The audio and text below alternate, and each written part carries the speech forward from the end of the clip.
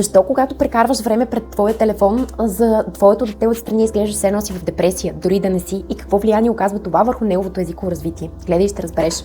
Първо, 3-4 пъти по-малко думи изговаряме, отколкото бихме изговорили, ако просто поставим телефона на вибрация или го отделим някъде настрани.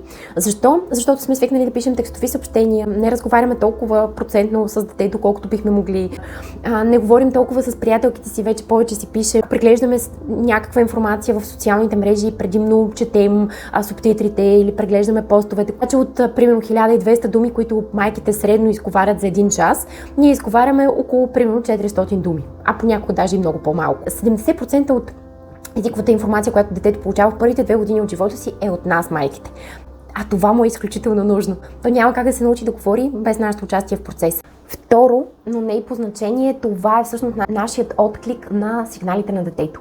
Дали успяваме адекватно и своевременно да откликнем на сигналите на детето или го правим с закъснение. Когато сме се загледали и искаме да си догледаме още 1-2 секунди от клипчето или да си допишем съобщението, това са няколко секунди за нас, но много ценно време за самото дете, защото когато забавяме своята реакция, всъщност моментът е отминал. И трето, задаваме много по-малко въпроси на детето. Казваме си, но какво да говоря с него? Това е бебе, то не може да ми отговори. И съответно много родители се отказват да разговарят в диалог с детето. А всъщност тази възходяща интонация, която правим, когато задаваме въпрос, привлича вниманието на детето и му е нужна. Последвай ме за още полезни съвети. До скоро!